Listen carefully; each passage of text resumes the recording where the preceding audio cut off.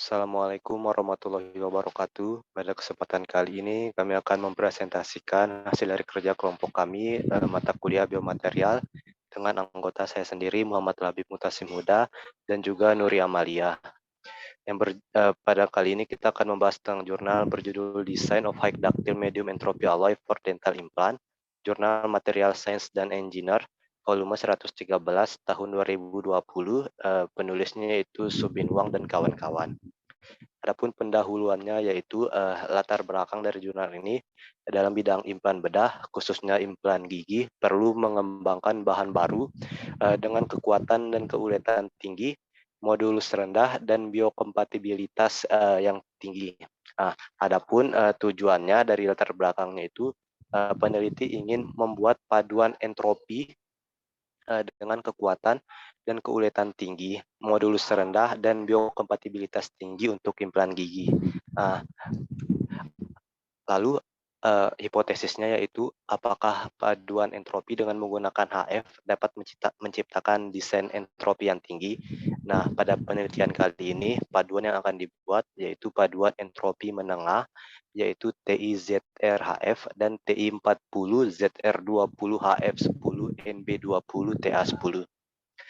Adapun metode penelitiannya yaitu untuk membuat paduannya yang pertama dilakukan adalah pemodelan dengan kalpat. Selanjutnya, paduan yang digunakan dibuat dengan TI, ZR, HF, NB, dan TA murni.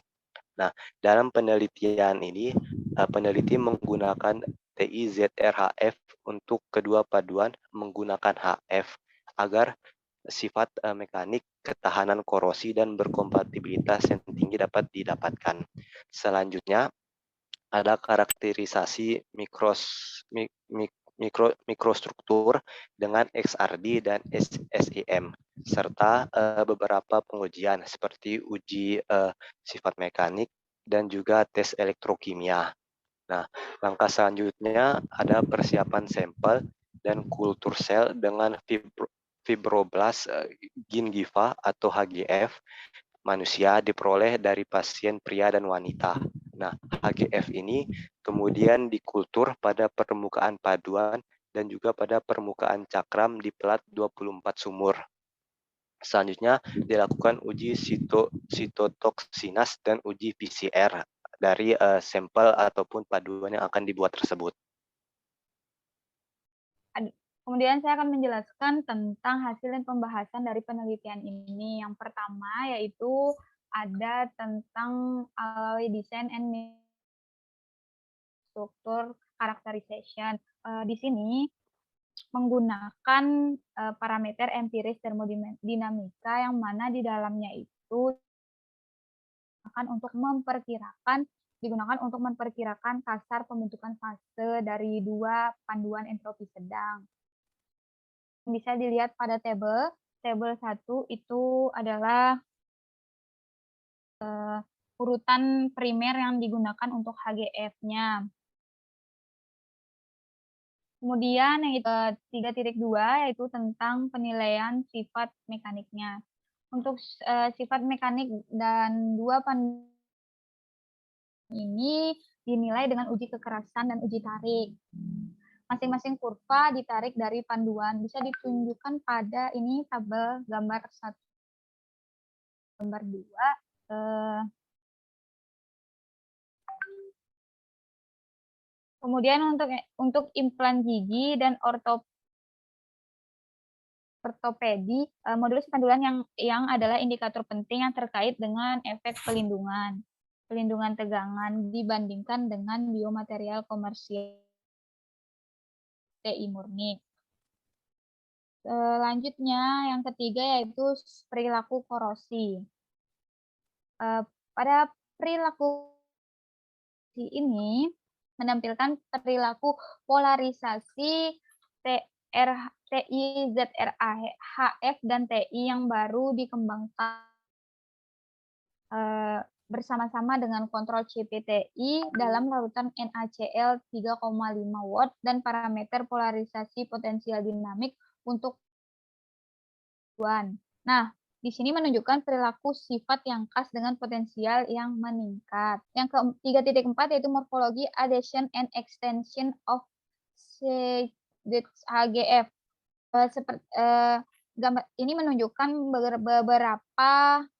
gambar ini menunjukkan AGF yang melekat pada permukaan CPTI. Nah, sementara lebih banyak AGF ditemukan pada TIZR, HF, dan TI40, ZR20, HF10, dan NB20, I10. Permukaan, terutama untuk TI40, ZR20, HF10, dan NB20, TI10 permukaan. Jika dibandingkan dengan sel pada CPTI, sel pada TIZRHF dan dan TI40, ZR20, HF10, NB20, TI10.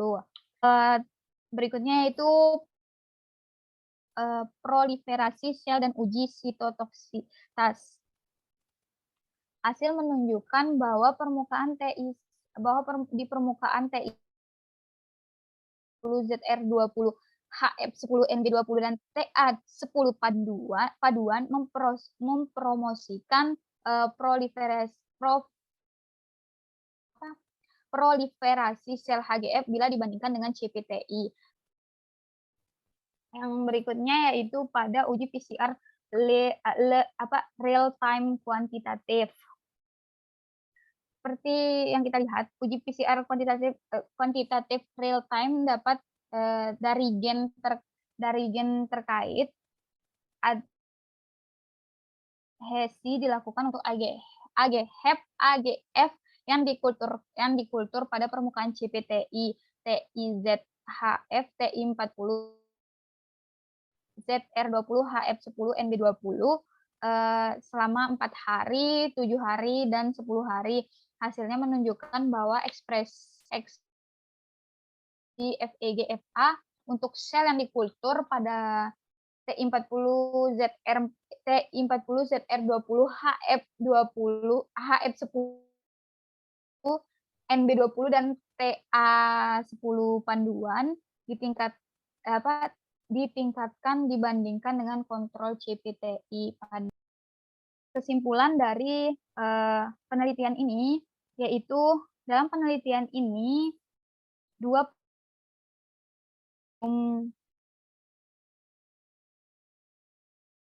ZRHF dan tunggal BCCTI 40 CR20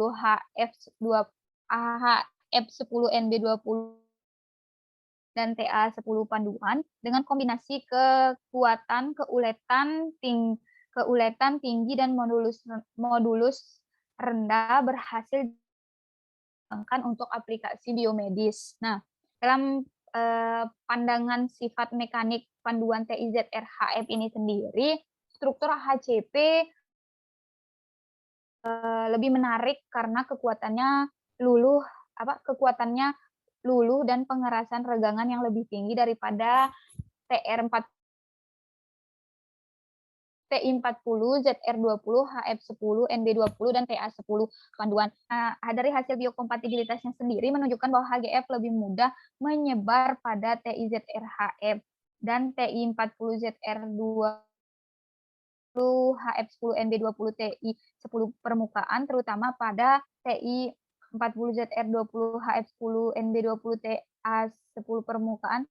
Nah, singkatnya pekerjaan awal ini menunjukkan kemungkinan menggunakan filosofi desain entropi tinggi untuk mengembangkan implan gigi dengan mempertimbangkan sifat tarik dan ketahanan korosi dan biokompatibilitas.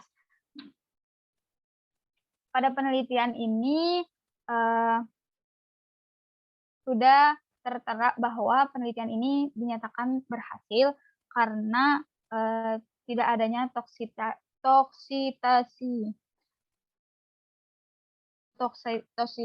terhadap AGF. Mungkin sekian yang dapat saya jelaskan. Mohon maafnya, saya minta maaf apabila itu. Assalamualaikum warahmatullahi wabarakatuh.